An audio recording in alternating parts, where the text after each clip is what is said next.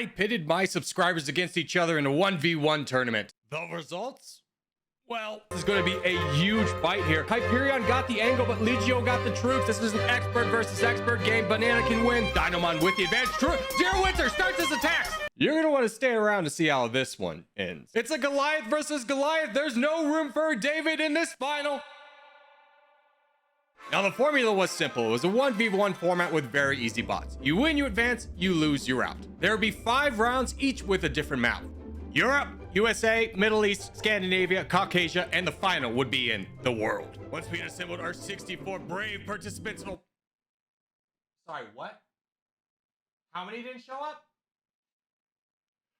40 of our most brave participants, we've gathered and began the tournament. Now the heavy hitters in the lineup from in and outside the Corgi clan: Notch, Apple, Obano, Fatster, Mass Empire, Puke Bomb, Banana, and our defending champion, Pharaoh. Round 1. Fight! We started in round 1 where many of our unknown contestants would prove their might and show they deserve to be here. Most of these maps in 1v1s is about your starting positioning and how your starting positioning you can expand to cut off most of the map. Because if you can take most of the map and hold it even for a brief second like Legio's doing, GOA has no way of being able to recover from this. So Legio, in a very strong position, knows he's in a strong position and is immediately attacking GOA. So we will go ahead and mark Legio down as your winner here in this game. So that would be Rosfa. And just like that, many of our champions fell, many of them foolishly trying to go in Africa in a 1v1 strategy. We saw this play out time and time again. Now, this can be beneficial, but Union Clack doing the smart thing of taking away the majority of the map, it's going to be hard for Soggy Rag to be able to get around him.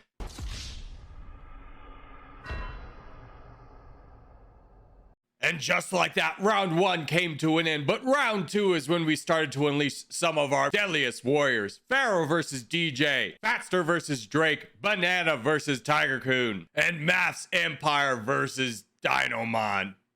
But Math's had to drop out. Dynamon got the win. But before we could get to any of those games, one of our underdogs started to emerge as Rosfa took on Hyperion. Round 2, fight. Oh, they go right next to each other. This is going to be a battle for the ages, boys. Hyperion taking the fight immediately to Legio. Legio thought he was in a good position, but Hyperion says, alas, brother, I've played a 1v1 before. In a drastic move, Hyperion getting a little bit of an edge here in the south. Both competitors are fighting for the south. Hyperion cutting off Legio even more. Legio does have the crown, but Hyperion has the angle. Now we'll see how much that is worth, because you will look, as you look at the troop count, Legio already ahead. If he can turn that advantage into a slightly bigger advantage and snowball before Hyperion, and he does, he immediately attacks Hyperion. Hyperion has left this game. What a great game that was. Well done to both of you boys. Legio, that was an amazing round. Let's go ahead and report the score here. Rosfa has won this one. Congratulations, sir. You advanced to round 3. Looking at Pharaoh and DJ's game, unfortunately, this game looks like it has frozen as well, but Pharaoh had some strong positioning here, and that is it. We're gonna have to wait to see the game reports. And in fact, Pharaoh has won. We get the game results here. Pharaoh wins against DJ in a massive showing. Good job to DJ, but Pharaoh, as we know, was going to be a tough opponent. So we'll mark Pharaoh down as the leader. He'll take on Rosfa, who's proven himself to be quite the challenger here. Jumping over into this game, we have Union Clack versus Husky Federation. What we knew was going to be a tough game. Husky Federation, if he can get over here and down south, has already won this game. He controls most of the land, but he does have to be a little bit cautious about his troop count, because if Union Clack has more troops when he attacks, that could be spell a little bit of a disaster for Husky Federation. And I think Husky Federation recognizes this as he's saving up a little bit. But Husky Federation still has the positional battle. Union Clack doing a better job of expanding, though. And he does give a huge attack into Husky Federation. So Husky Federation won the positioning battle, but is now in a huge issue as Union Clack has 92,000 pixels to Husky Federation's 55. Husky Federation is not out of this one yet, but Union Clack was able to break through Husky Federation's blockade. Husky Federation desperately trying to stop this from expanding even further so he can pull back his advantage. He does have a slight advantage in terms of angles, but he's unfortunately not able to cut off Union Clack. Husky Federation also doesn't realize that Union Clack is going over here in the Pacific Northwest, consistently yielding more and more land. Will it be enough? There's 50% of the land. Looks like Union Clack is in a strong position, and with Husky Federation out of troops, it looks like Union Clack is gonna walk away with this one. Let's check out this one right here. So we have Fatster versus Drake. Fatster did play in the original tournament. Yep, got off to a heavy start. I think he was subject to a little bit of cheating that we did unfortunately have in the first Corgi Cup. How do you cheat? There was cheating. So before in the first Corgi Cup tournament, there wasn't better territorial and there wasn't password games. So we had to like try and join games that other people and try and have people not join, but people could always join. That was the issue. That was the cheating in the last one. It wasn't players necessarily cheating. It was just people coming in and ruining the matches. And we did have a couple people unfortunately not be able to get down.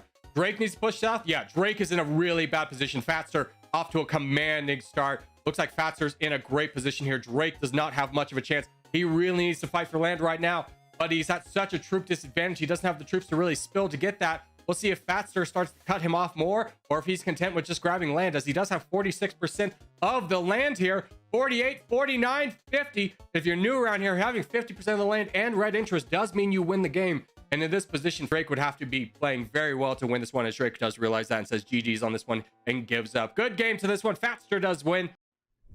Now, one of the heavy hitters coming into this tournament was Banana. On top of being one of the best players in the Corgi clan, he was also the current #1 player in the world. And he was expected to breeze through the first couple rounds playing mostly unknown players until he got to the end, as one of the few people believed could take down Pharaoh. Banana, though, might be in a rough situation, and he's at 49%. It's going to be a close one. Banana knows what to do in the situation. We'll see how he plays it. This is an expert versus expert game. Banana can win, says the chat. Banana can win, but at what cost? 56% of the land is going to be a tough one to come back from, and he's only able to knock it down to 54%. Let's check in on this one, and Banana does admit defeat. Congratulations, Tiger Coon, winning this one. Let's check in with Banana while we wait for the other games to finish. Banana doesn't want to talk about it. Oh, brother, that was a heartbreaker, but well done to you, Tiger Coon. Tiger Coon, what do you think your key to success was? Banana told me how to play, and then I implemented his strategies against him. Oh, so Banana gave you the keys to victory. Banana, maybe next time won't be so generous. And it was in this moment that I messed up. I turned up the volume so that we could hear the interview, and I forgot to turn it back down. So as editor Corgi is going through this, he's realized that every video beyond this has very loud music, and I'm incredibly sorry. They ask you how you are, and you just have to say that you're fine when you're not really fine. Round 3. Fight! And as we entered into round 3, our champions started to go against each other. Heavy hitter versus heavy hitter, and arguably one of the best games we saw in the entire Corgi tournament. It's gonna be one to watch as Legio and Pharaoh battle it out. Pharaoh has the slight advantage, but so is Legio. They're trading the crown back and forth, both fighting for the position. Pharaoh gets a slight edge. He does cut off the bot, but we'll see how much position he's going to be able to get. Now, this map is a little tricky where you do have Pharaoh has access to a lot more of the land, but it's going to be harder to reach because of boating. Pharaoh saving up in this position here. A reigning champion, Pharaoh, with the crown, doing some work here, showing his prowess, grabbing most of the map, showing Legio, who we know is a very strong opponent. He has put it to both of his opponents, played 2 games so far and won both of them handily. So we know he's not a pushover, but Pharaoh is pulling away on this one. Now, the only question will be, will Pharaoh be able to out-expand Legio? Legio obviously able to expand a lot on this surface area over here. For Pharaoh's going to have to go through limited bots, which means he has to wait for bots to go down into full send before he's able to attack. Otherwise, he's wasting troops, but he does get a solid advantage over here in the Iberian or this Arabian Peninsula. But Legio taking the crown away from him. How long will Pharaoh be able to hold that as Pharaoh immediately regains the crown? Pharaoh's off to an amazing start right here, but Legio's not done yet. Legio retakes the crown. Pharaoh has a lot of access to bots and the troop advantage, so it's not looking good for Legio, but Legio putting up an amazing fight right here. Pharaoh, as we know, is a very strong player in this one. Pharaoh doing the amazing work right here, knocking through Turkey, and Legio starts his attacks against Pharaoh. Pharaoh holding about 43% of the land, ignoring Legio's attacks, grabbing more land, and he holds 50% of the land. Legio desperately trying to attack. to right the odds, but alas, it was not meant to be, as Pharaoh controls 61% of the land and more troops. Pharaoh is going to walk away with the win on this one. GG's to our reigning champion Pharaoh, who gets a further opportunity to defend his title. We'll take out this one. Dynamon takes her the center, but Zero Winter not going to be pushed around. Also goes for the center. We've seen Zero Winter in this exact situation before. Zero Winter has a cool head on his shoulders. He has a good chance of winning this one. Zero Winter has a little bit of an advantage, but here comes a clutch boat from Dynamon, but the boat moves slower and Zero Winter sees it. He's going down to grab that land, but he stops his attack, allowing Dynamon on the Arabian Peninsula. He really needs to shut this down. He cannot allow Dynamon to grab any of this land over here. He really needs all this Arabian Peninsula. Otherwise, he risks not being able to get 50% of the land. Dynamon knows that and is desperately going for it. Zero Winter attacking a bot that he was not at full inch, or that was had not full sync quite yet, in order to try and cut him off. Zero Winter going down into the kingdom right here. Still has a slight advantage on pixels, but is losing the troop battle here. Dedicating a lot of troops to attacking these bots. But the Dynamon takes away the crown. Zero Winter's got to be worried about that. Zero Winter saving up a little bit. We'll have to see how this one goes. This is going to be a big one. Dynamon won already, says some of the chat. I don't know about that. Zero Winter's not exactly a new player. This is going to be a battle for the ages. Dynamon with the advantage. Zero Winter starts his attacks. Zero Winter taking away the crown. Dynamon's got to be concerned about that. Dynamon playing a little bit more cautiously, though, saving up his troops. Zero Winter still trying to expand. He knows he had to take a shot, but will it be enough? Dynamon counters, but Zero Winter still has the crown. Dynamon attacks again. Zero Winter still holding on to the crown. Dynamon has given up an expansion, but now starts to expand again. The troops are even, but Zero Winter has the advantage. Dynamon should have continued to attack. Dynamon was just not ready for the sneak attack Zero Winter pulled. That is a constant in 1v1s. When you're not expecting your opponent to attack you, you think you have a little bit more time to expand, and you don't. But Zero Winter looks like he's gonna be able to pull this one out on this game. So GG's to Zero Winter. We're gonna go ahead and mark him down as the winner. Let's check out the upset game here. The upsetters, Fredo and Tiger Coon. Fredo off to a good start here, but Tiger Coon has a lot of troops at his disposal. Tiger Coon taking a little bit more of a passive role here and saving up, but he's got a long advantage to catch up to. He's behind by 3,000 pixels, so he really needs to start grabbing some bots. Oh, and this is a massive bot. I was about to say, if Tiger Coon's able to cut him off over here, it's not that bad of an advantage. But Fredo says, no, no, no, I'm going to get down there. Fredo, the first to 60,000 pixels, is moving much faster than Tiger Coon right now. Tiger Coon in a lot of trouble as he does not have the expansion. He's not at 50,000 troop pixels yet as Fredo continues to pour it on.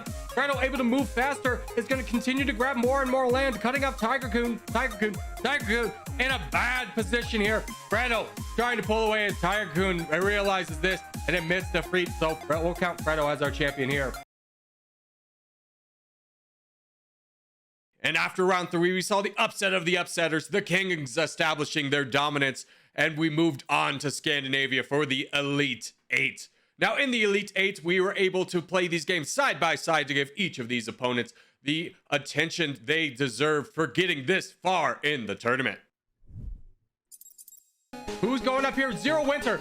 Pulling a little bit of tomfoolery, saying, I'm going to go over here. Maybe I'll go over here. Who knows where I'm going to go? I'm going to keep it a little bit of a secret. Pharaoh not going to put down his marker. Pharaoh is not going to be able to snipe him here, but he does. He goes right next to him. Oh, no. Zero Winter's in a really rough spot. He's going to have to go up north in order to get this one done. And our second game, Bukemon advancing even farther and farther with double the Amazing Ski Dragon's pixels and about 200,000 more troops. He takes the fight to the Amazing Ski Dragon here. The Amazing Ski Dragon, that might be it for him. He says good game on this one as Pukemon does pull away. Pukemon advances, Ski Dragon knows it and concedes. Pharaoh cutting off Zero Winter, but we know Zero Winter. He's done this strategy before. He's pulled the old switcheroo and knocked back an opponent who tried to do this very same strategy on him. But Pharaoh is a different beast, and we all know that. Zero Winter goes in for the attack right now, but Pharaoh unfazed continues his expansion.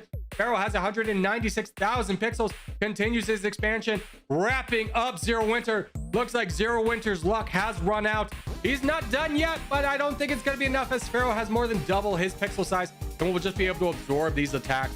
So we will go ahead and advance and say that Pukemon has won this game. Congratulations, Pukemon. Pharaoh will go ahead and give the win to as well, saying GG's on this one. So Pharaoh and Pukemon coming ahead with some quick victories here. Here's our starting position over here. We'll see Fredo goes to the north. Urbano goes to the south. And Notch, Apple, and Fatster go right in the middle. Black versus black. North versus south. Our two games are starting up here. Notch is winning with pixels, but Fatster's winning with troops. All Fatster really needs to complete the trifecta is to get up here, but no, Notch, Apple able to escape. Fatster tried to cut him off from the south, but Notch, Apple able to get up from the north. Fatster's got to be really frustrated with himself on that, allowing that one to happen here. Now, if he's able to get over here into the south, it'll be real trouble for Fatster, but Fatster knows that as well. Cuts him off from the south, so Fatster able to get the north. Now, Notch, Apple could send a boat down here in the south and really not be affected that much. It was much more important for Fatster to be able to cut off the north here in Scandinavia to prevent Notch, Apple. But Notch, Apple now really... All right, no, that's still Fatster. So Fatster really starting to put the pressure on Notch, Apple. Notch, Apple looks like he's conceding the south and going for the north. Keeping an eye on our second game, though, Fatster and Notch, Apple. Notch, Apple is cutting off Fatster from the south. If he's able to complete this little pixel down here, that's going to be huge trouble for Fatster, and Fatster knows that and gives a big attack into Notch, Apple right away. Notch, Apple does have a little bit more troops, though. Is expanding, cuts off Fatster from the south. Notch, Apple doing a good job here. Now, these guys are basically even 50% versus 50%, but Urbino did unfortunately concede as he wasn't able to get the advantage. He had to spend too many troops getting that one, so we will say GG's to Fredo. Watch this game over here as Fatster has the crown, but Notch has the advantage on land. Will it be enough? Will Notch be able to outgain Fatster?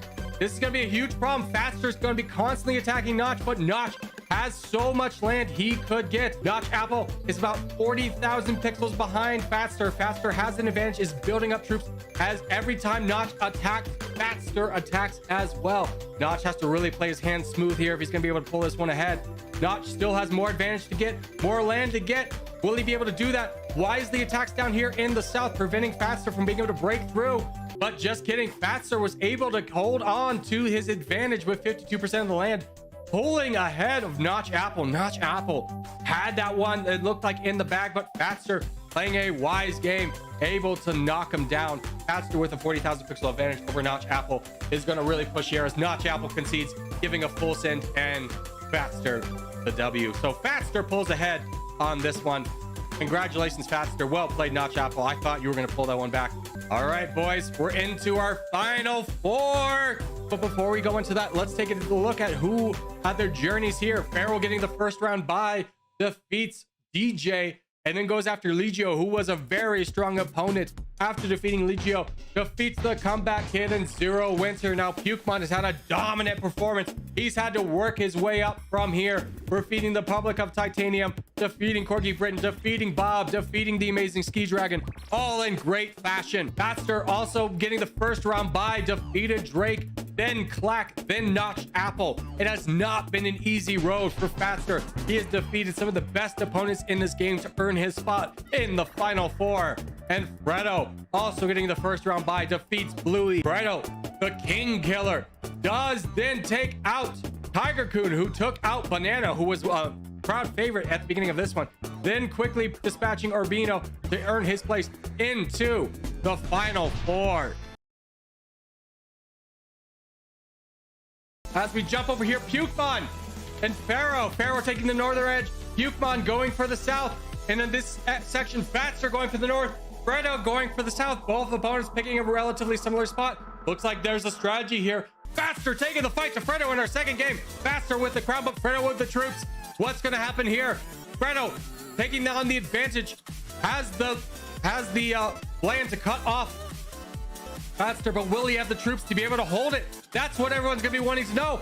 Fredo completes the development down here in the south. Will he be able to get up here in the north?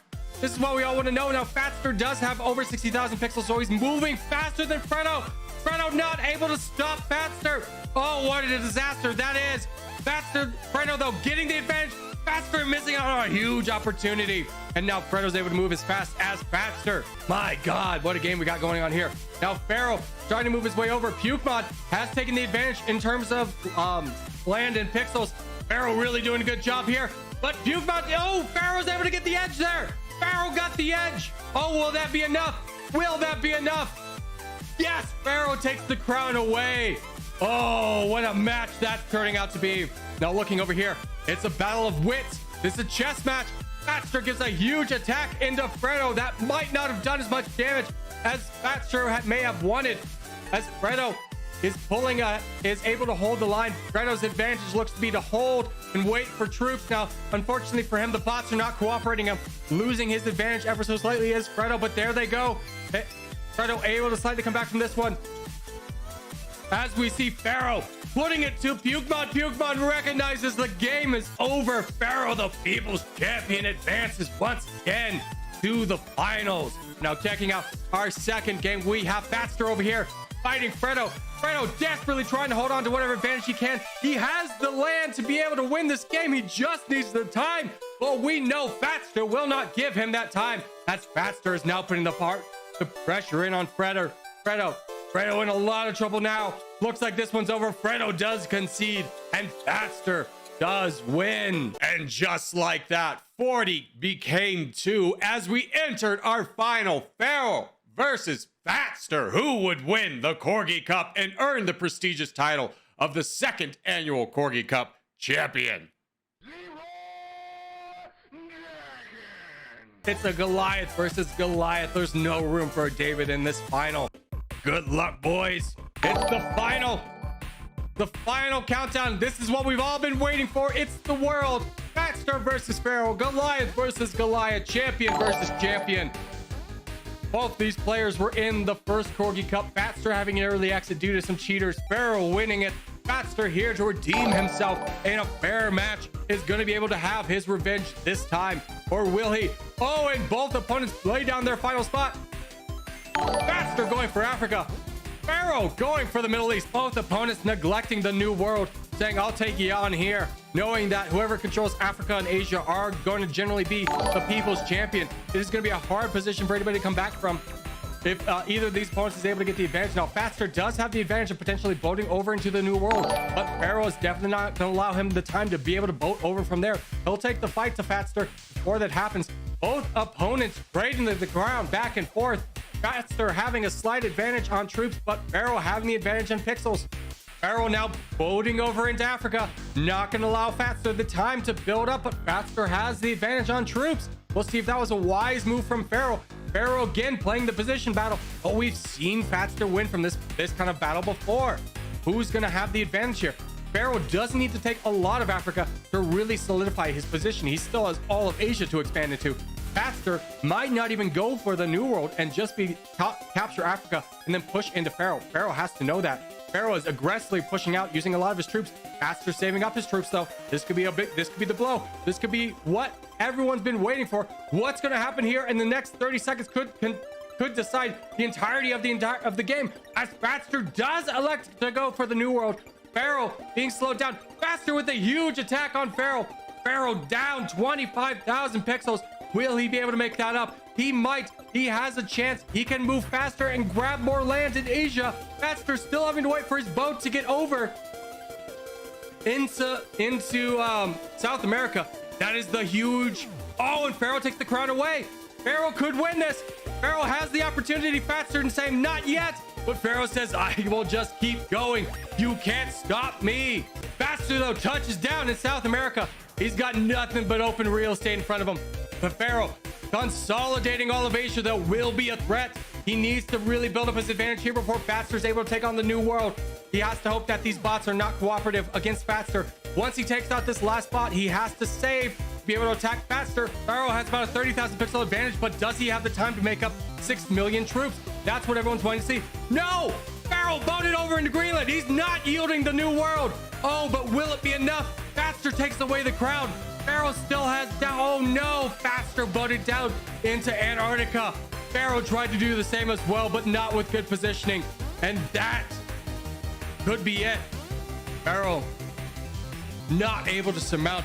What a battle we have here. Fatster with 50% of the land is going to prove too much for Pharaoh, as Pharaoh is not going to be able to come back. Now, Pharaoh could hope that Fatster misplays, but we've seen the Fatster in this position before. He's won these ones, and he's not afraid of any kind of a comeback as he shows his respect for Pharaoh. We love to see it. So the people's champion looks like he is, in fact, going to be defeated, and Pharaoh concedes defeat, making way for your champion, Fatster. Fatster with the win here becomes the champion. He is the winner of today, taking out many Goliaths along the way, but none bigger than Pharaoh. Pharaoh getting the opportunity to defend his crown, did so with grace and worked hard to do it, but Fatster proved to be quite a difficult opponent. And with that, we come to the conclusion of the Corgi Cup. I hope you enjoyed. Congratulations to Fatster. Thank you everybody for playing. Everyone did a great job. And if you made it this far in the video, this did take a little bit of time to effort. So if you wouldn't mind just doing the favor of liking the video, that would help out a lot, especially if you want to see more longer form content like this on the channel. But for now, thank you guys so much, and I'll see you in the next one.